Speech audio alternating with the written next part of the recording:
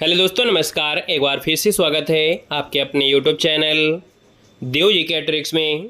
तो दोस्तों, यहाँ पर डेली जो कि आप देख सकते हैं रात को 8:50 में यहाँ पर हिंदी का टेस्ट आपका सोल्व कराया जा रहा है। बेहतर आपके प्रैक्टिस सेट होते हैं और हमेशा आप देख सकते हैं कि हमारी सीरीज में परिवर्तन मिलता है। जो भी एग्ज़ाम आपके पास में होते हैं उनकी स्पेशल भी आपके क्लासें होती हैं, स्पेशल जो प्रैक्टिस सेट है वो भी आपको दिया जाता है। जो भी आपकी परीक्षाएं लगी हुई, चाहे जैसे आपका आरओ हो गया, जूनियर असिस्टेंट हो गया, या आपके बीएड एंट्रेंस एग्जाम वाले जो होते हैं, इस प्रकार के हर एक प्रकार की प्रैक्टिस, क्योंकि हिंदी तो वही होती है, बस थोड़ा परिवर्तन होता है कि कहीं लेवल थोड़ा सा ज़्यादा होती है, लेवल थोड़ा होता है, किसी में क्वेश्चन ज़्यादा होते हैं, किसी में कम होते हैं, बस अंतर यही होगा। बाकी हिंदी तो आपको सब कुछ पढ़ना पड़ेगा और वो सब चीज़ हम आपको डेली परिवर्तन लाते रहते हैं, ताकि आपका जो भी एग्जाम हो कोई टेंशन नहीं कि हमको स्पेशल पढ़ना है। डेली अगर आप पढ़ते रहते तो आपको हिंदी में कोई समस्या यहाँ पर नहीं होगी। ठीक है, गुड इवनिंग, नमस्ते, जय हिंद, राधे राधे, सभी को नमस्ते।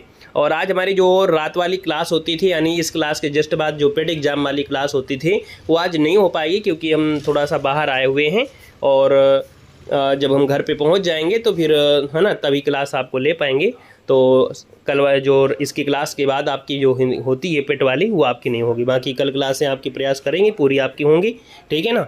और चलिए फिर स्टार्ट करते हैं। आज इस सेशन को सुपरफास्ट तरीके से पढ़ेंगे। ठीक है, गुड इवनिंग, नमस्ते, जय हिंद, राधे राधे, सभी को नमस्ते, राम राम, हर हर महादेव, सभी को नमस्ते, खुश रहिए, ईश्वर सफल बनाए।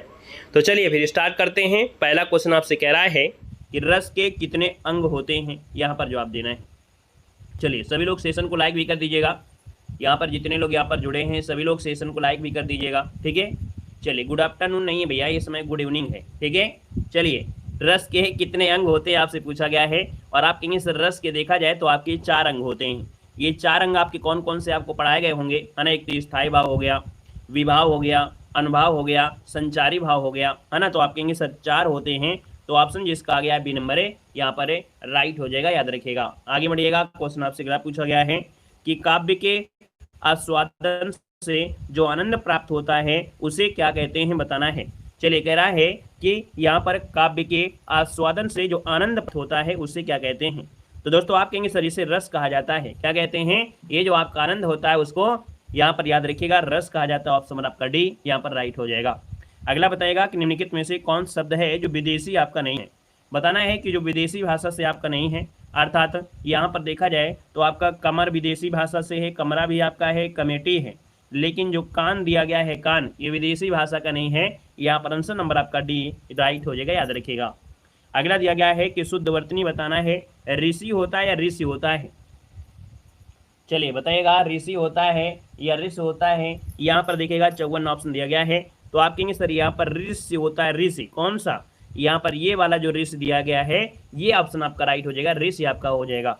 अगला है कि सामाजिक पदों या पुनरुक्त या युग्मों शब्दों के मध्य जो प्रयोग करते हैं, तो याद रखिएगा सामसिक यहाँ पर लिख लेना, सामाजिक नहीं होता है, यहाँ पर सामसिक होता है। क्या होता है, सामसिक जो आपके पद होते हैं उनके बीच लगा होता है, यहाँ पर क्या होता है, योजक चिन्ह होता है, जो कि बार बार एग्जाम में क्वेश्चन पूछा गया है। ऑप्शन नंबर आपका सी राइट हो जाएगा।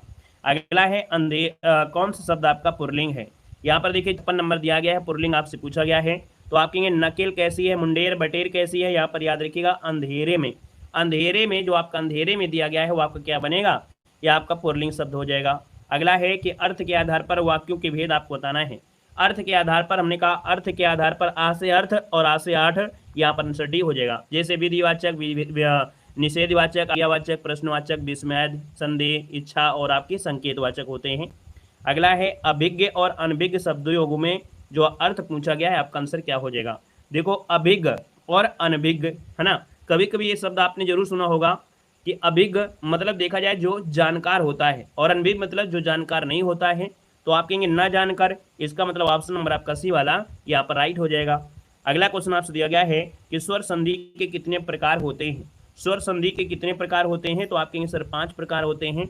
यहाँ पर देखा जाए तो आपको संधि पूरी तरीके से आपको याद भी होगा। हमने कहा था आपकी जो आपकी दीर्घ संधि होती है उसमें बड़ा, यहाँ पर बड़ी और बड़ा ऊ होता है। गुण संधि की अगर बात करते हैं तो ए की मात्रा और ओ की मात्रा होती अर होता है। वहीं पर आपका देखा जाए तो आपकी वृद्धि संधि में ए की मात्रा और अ की मात्रा आपकी होती है। फिर यण संधि में या और व होता है, इसके साथ कोई आधा अक्षर होता है। फिर आपकी अयादी संधि में हमने कहा था बीच में या तो या मिलेगा या तो व मिलेगा।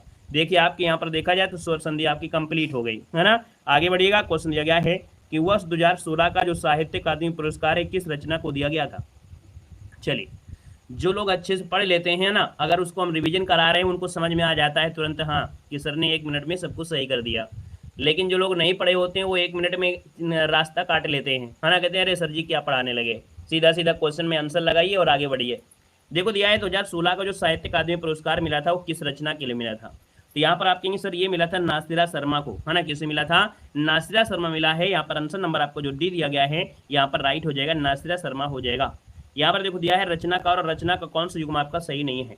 तुलसी यहाँ पर दिया है रामचरितमानस है, कुतुबन दिया गया है आपका मृगावत दिया है, जैसी पद्मावत है, और मंझन दिया गया है आपसे यहाँ पर चित्रावली। अब आप बताइएगा कि मंझन का क्या हो जाएगा, चित्रावली नहीं होगा, उस्मान होगा, है ना। यहाँ पर देखा जाए तो ये जो ऑप्शन दिया गया है आपका डी नंबर है, यहाँ पर आपका क्या हो जाएगा, तो आप कहेंगे ये वाला आपका सही विकल्प नहीं है, याद रखिएगा, ठीक है ना।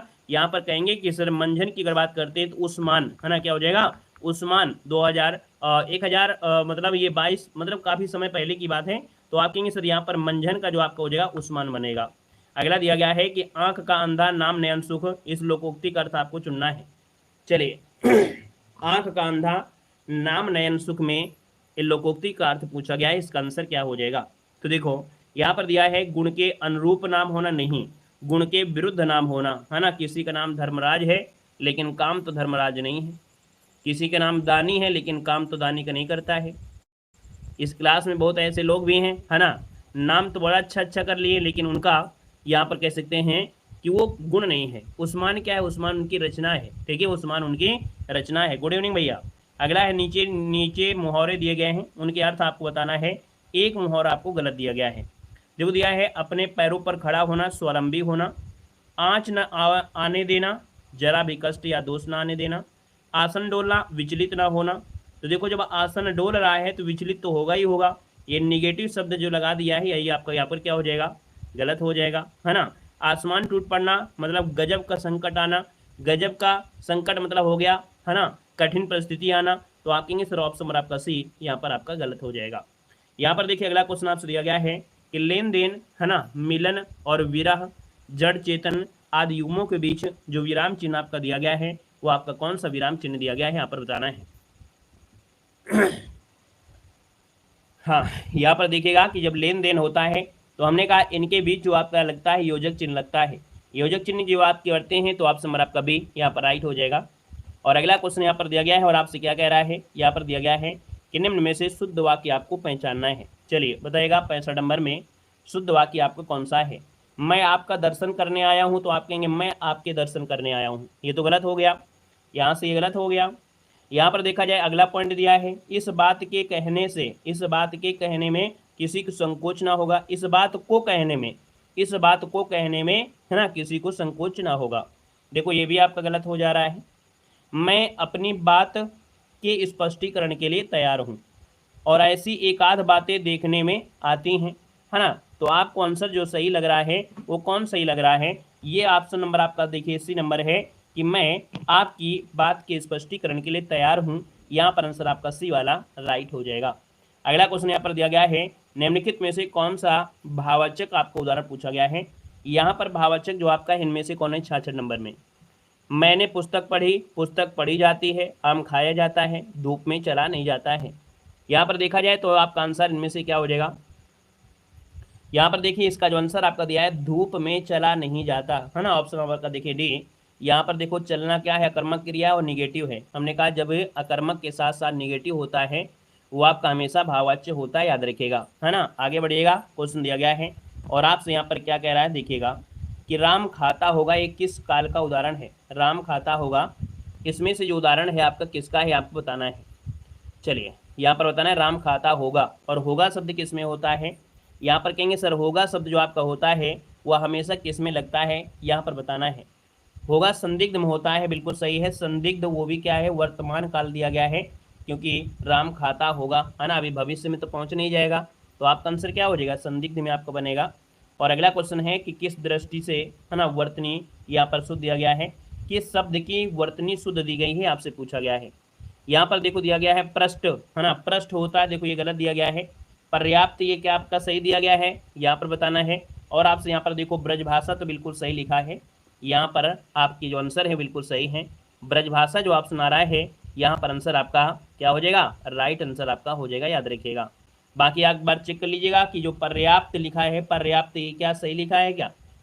चलिए एक बार जल्दी से देखिएगा, सभी लोग बताइएगा कि जो पर्याप्त लिखा है क्या ये भी आपका सही लिखा है। चलिए अगर लिखा है तो जल्दी से कमेंट करिएगा कि क्या जो पर्याप्त लिखा है वो आपका सही लिखा है। और अगर सही लिखा है तो फिर आपके तो ऑप्शन 2 हो जाएंगे, है ना। पर्याप्त राइट है, हाँ। तो देखिए यहाँ पर क्या है, तो आप कहेंगे सर बी और सी कर दीजिएगा। यहाँ पर जब 2 ऑप्शन आपका दिया है बी और डी, है ना, तो जब 2 ऑप्शन सही हैं तो आप सही कर लीजिएगा। अगला है उसके बिना तुम कुछ नहीं हो, क्या दिया है, उसके बिना तुम कुछ नहीं हो, वाक्य में संबंध बोधक बता रहा है। तो इसका मतलब जो संबंध बताएगा वो कौन सा शब्द होगा जो संबंध बताएगा, तो उसके बिना, है ना, क्या, तो ये बिना शब्द जो आपका आ रहा है किसके बिना, उसके बिना, तो बिना शब्द जो आपका आ गया है क्या, ये संबंध को दर्शा रहा है। यहाँ पर आंसर नंबर आपका बी राइट हो जाएगा। अगला है गोद लिया हुआ पुत्र जो होता है उसको क्या कहते हैं, बताना है। गोद लिया हुआ जो पुत्र होता है उसको क्या कहते हैं, यहाँ पर बताना है। जब गोद लिया पुत्र होता है उसे कहते हैं दत्तक, है ना, क्या कहते हैं, दत्तक पुत्र कहते हैं। जैसे ऑप्शन आपका बी हो जाएगा, जैसे रानी लक्ष्मीबाई ने लिया था, है ना। तो यहाँ पर आप कहेंगे सर इसका आंसर बी हो जाएगा, दत्तक बन जाएगा। अगला क्वेश्चन दिया गया है कि निम्नलिखित में से किस शब्द में यहाँ पर तद्धित प्रत्यय का प्रयोग हुआ है, यहाँ पर बताना है। सर जी आज हम गुस्सा हैं, अरे गुस्सा कहाँ भाई, सर दर्द कर रहा है, आज सारा दिन घर पे नहीं रहे हैं, गाड़ी लेकर गए थे, है ना, आपको बताए भी थे। गुस्सा नहीं है, सर दर्द कर रहा है, बाकी फिर भी आपको पढ़ा रहे हैं, ठीक है।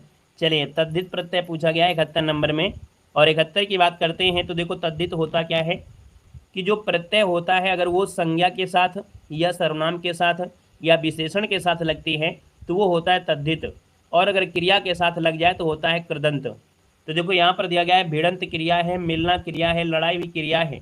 तो आप कहेंगे सर वार्षिक जो आपका दिया गया है तो ये क्रिया से आपका अलग दिया गया है, तो आप कहेंगे सर इसका आंसर आपका ये नंबर है, यहाँ पर राइट हो जाएगा। दोस्तों याद रखिएगा, ठीक है ना। आगे बढ़िएगा, संयोग में किस उपसर्ग का प्रयोग हुआ है, संयोग में किस उपसर्ग का प्रयोग हुआ है यहाँ पर बताना है। तो आप कहेंगे सर इसको अगर हम देखा जाए तो सम धन योग बनेगा, क्या बनेगा, यहाँ पर कहेंगे सम धन योग, और सम धन योग कहाँ पर दिया गया है, आप कहेंगे सर आंसर नंबर आपका ए नंबर है, लॉक कर दीजिएगा।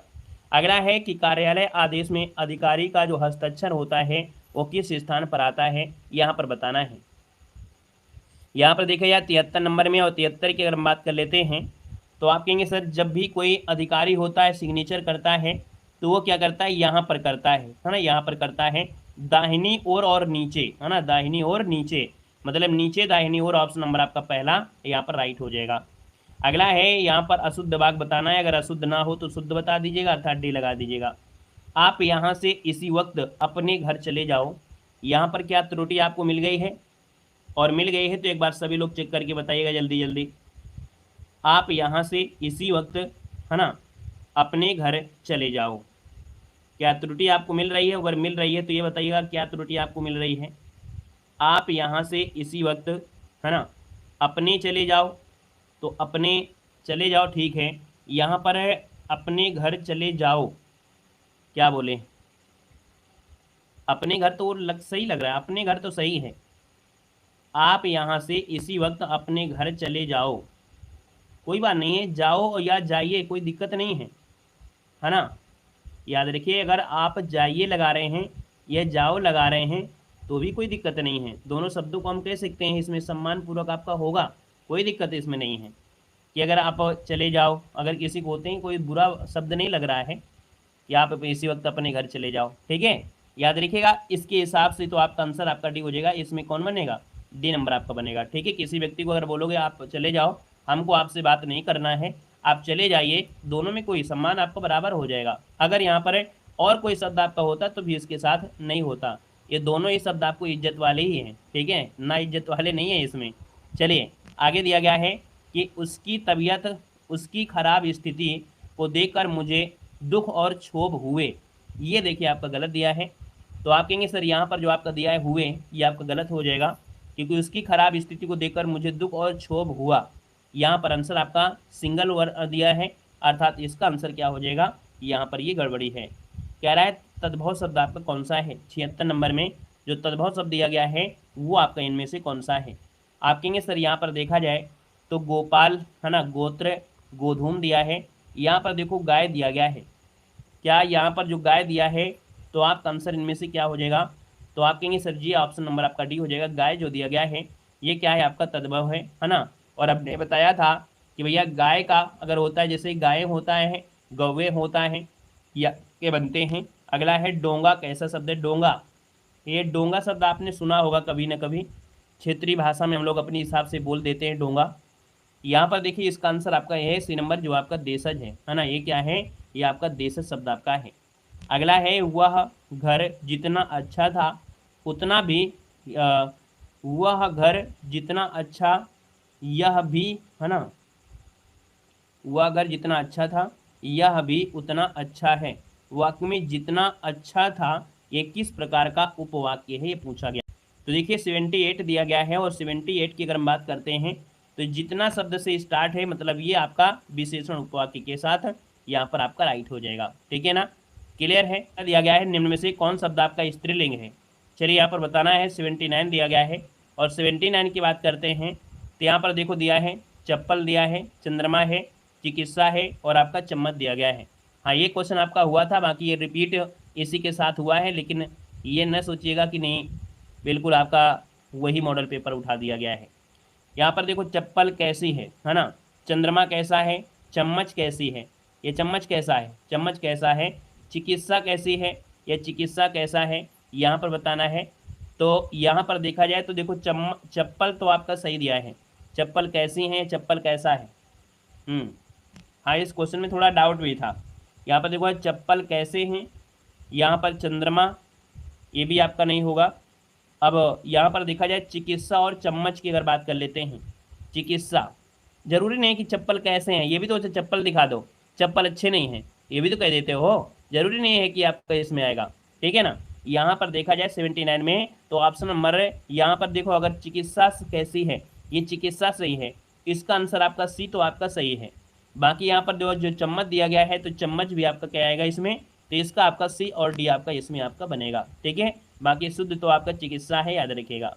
अगला दिया गया है कि पद क्रम की दृष्टि से कौन सा वाक्य आपका शुद्ध दिया गया है। कृष्ण जा रहा है क्या, 80 नंबर में कृष्ण जा रहा है क्या, क्या कृष्ण जा रहा है। देखिए ऑप्शन बी दिया है क्या कृष्ण जा रहा है, ये आपको बताएगा। ठीक है, अगला क्वेश्चन आपसे दिया गया है और आपसे कह रहा है कि अन्वय की दृष्टि से कौन सा वाक्य शुद्ध दिया गया है। 81 नंबर में दिया है कि अन्वय की दृष्टि से कौन सा वाक्य आपका शुद्ध दिया गया है। देखो दिया गया है गोपाल ने एक गाय और एक भैंस खरीदे, नहीं, गोपाल ने एक गाय और एक भैंस खरीदा, या ऑप्शन डी की ओर देखा जाए। चलिए गोपाल ने एक गाय और एक भैंस खरीदी, हाँ ऑप्शन देखिए आपका डी वाला यहाँ पर राइट हो रहा है, डी नंबर। अगला दिया गया है यद्यप का संविच्छेद आपको बताना है। चलिए बताना है कि यद्यप का जो संविच्छेद है इनमें से क्या हो सकता है, यहाँ पर बताना है आपका जो आंसर है इनमें से राइट क्या हो जाएगा। तो आप कहेंगे यदि धन अपि, है ना, ऑप्शन कहेंगे कि यदि धन अपि जो दिया गया है ये ऑप्शन में से क्या बन जाएगा, ए नंबर हो जाएगा, और यण संधि आपका बनेगा। अगला है तत्सम शब्द आपका कौन है, यहाँ पर देखो 83 नंबर दिया है, और 83 की बात करते हैं तो आप कहेंगे सर यहाँ पर दूब दिया है, दूल्हा दिया है, देवर दिया है, और दमन दिया गया है। यहाँ पर आंसर नंबर आपका जो बनेगा वो राइट क्या हो जाएगा, वो भी तत्सम पूछा है, तो आप कहेंगे सर डी नंबर आपका दमन जो दिया गया है वो आपका क्या है, तो आपकी तत्सम है, याद रखिएगा। ठीक है, ये तत्सम आपको बनेगा। बाकी यहाँ पर दूब है, दूल्हा है, देवर है, ये आपकी क्या हो जाएंगे, तत्सम नहीं है, आपकी तद्भव में आएंगे। अगला देखो दिया है अगम और आगम, है ना, अगम और आगम है, तो अगम और आगम देखिएगा कोई ऐसा ऑप्शन मिल रहा है, और ऑप्शन मिल रहा है तो थोड़ा ध्यान दीजिएगा। बाकी इस क्वेश्चन को हमने बताया भी था, यहाँ पर दिया है अगम और आगम। चलिए कोई दिक्कत नहीं, चलिए देखो अगम मतलब शास्त्र नहीं होता, आगम जरूर होता है, याद रखिएगा कि आगम जो आपका दिया गया है आगम उसका मतलब शास्त्र होता है। ठीक है ना, अगम मतलब होता है दुर्लभ, अर्थात यहाँ पर जो ऑप्शन आपका है वो ऑप्शन आपका कौन बनेगा, ए वाला आपका हो जाएगा दुर्लभ और आगम, ये हमने आपको बताया था, याद रख लीजिएगा। ठीक है, अगम दुर्लभ और आगम मतलब शास्त्र होता है। यहाँ पर अगला क्वेश्चन दिया गया है दीर्घ बाहु कौन सा आपका समास है। क्वेश्चन आपकी कॉमन आपकी इसमें है। ठीक है, मॉडल पेपर नया है, लेकिन क्वेश्चन आपके क्या हैं, रिपीटेड आपके इस मॉडल पेपर में, क्योंकि दीर्घ बाहु हमने आपको बताया था।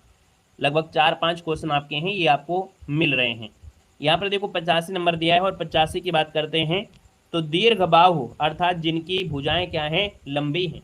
तो आप कहेंगे सर यहाँ पर आंसर नंबर आपका सी, ये बहुब्रीहि समास आपका यहाँ पर राइट हो जाएगा, याद रखिएगा। ठीक है, आगे बढ़िएगा कि निम्न में से शुद्ध वर्तनी आपको बताना है। 86 नंबर में आपको प्रादेशिक होता है या प्रादेशिक होता है, तो आप कहेंगे सर प्रादेशिक होता है। क्या होता है, प्रादेशिक होता है, ये वाला सही है, ऑप्शन प्रादेशिक की आपका आंसर बनेगा। अगला है जो लेखक लोकप्रिय होता है उसका सम्मान सभी करते हैं, ये किस प्रकार का वाक्य है, यहाँ पर बताना है। 87 नंबर आपसे कह रहा है।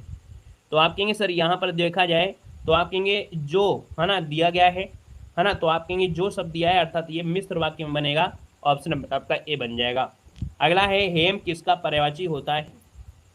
चलिए बताना है कि हेम जो पर्यायवाची होता है वो किसका होता है, बताना है। तो हेम होता है स्वर्ण का होता है ना, किसका होता है, स्वर्ण का होता है, ऑप्शन आपका डी राइट हो जाएगा। और भैया हेम की पर्यायवाची देखो हाटक होता है, जात रूप भी होता है, सोना भी होता है, कुंदन भी होता है। अगला क्वेश्चन दिया गया है कि अभिसरण किसका विलोम है, अभिसरण किसका विलोम है आपसे कह रहा है। तो अभिसरण जो होता है अपसरण और अभिसरण है ना, अपसरण अभिसरण, ये आपको याद रखिएगा। अगला है विभावरी किसका पर्यायवाची है, विभावरी जो कहा जाता है वो किसे कहते हैं, बताना है। विभावरी दिया गया है, आप कहेंगे विभावरी जो होता है वो रात्रि होता है, ऑप्शन ए बनेगा। अगला है संसार गूढ़ रहस्यों से भरा है, संसार गूढ़ रहस्यों से भरा है, यहाँ पर आपको बताना है विलोम शब्द इनमें से क्या है। यहाँ पर देखा जाए तो आपका गूढ़ शब्द आपका दिया गया है, और गूढ़ का जो होता है वो क्या होता है, बोधगम्य होता है, यहाँ पर आंसर डी हो जाएगा, बोधगम्य आपका आंसर बनेगा, याद रखिएगा। अगला है बाण का पर्यायवाची शब्द आपका नहीं है, बाण का पर्यायवाची शब्द आपका नहीं है, तो कहेंगे सर बाण का होता है सर सिलीमुख, किस होता है, मयूख नहीं होता है। ठीक है, मयूख नहीं होता है, मयूख होता है किरण का, किसका होता है, तो आपके किरण का होता है, याद रखिएगा। जलज किसका पर्यायवाची नहीं है, जलज किसका पर्यायवाची नहीं है, ये आपसे कह रहा है। जलज मतलब मोती है, जलज मतलब कमल है, जलज मतलब शंख है, लेकिन स्वर्ण नहीं होता है आपका, याद रखिए, ऑप्शन आपका डी बनेगा। अगला दिया गया है अद्यतन का विलोम क्या होता है।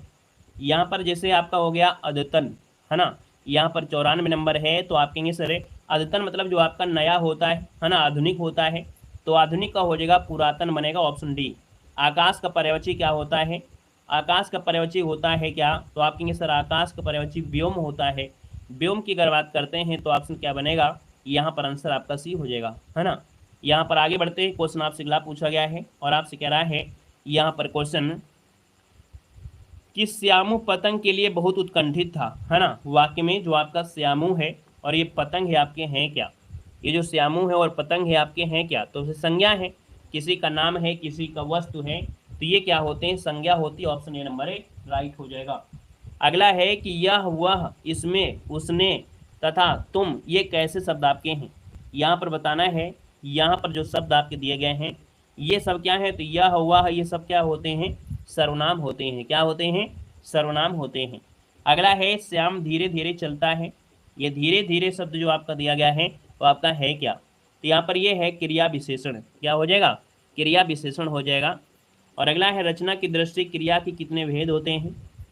चलिए रचना की दृष्टि क्रिया के कितने भेद होते हैं, तो क्रिया तो आपने पढ़ा होगा 2, है ना, कौन कौन सी, यहाँ पर जो आपकी होती है सकर्मक क्रिया और अकर्मक क्रिया, ऑप्शन नंबर आपका डी राइट हो जाएगा। नेक्स्ट क्वेश्चन दिया गया है कि जल थल है ना, और यहाँ पर जब सब जैसे समान ध्वनि वाले शब्द जो कहलाते हैं वो क्या कहलाते हैं, यहाँ पर बताना है।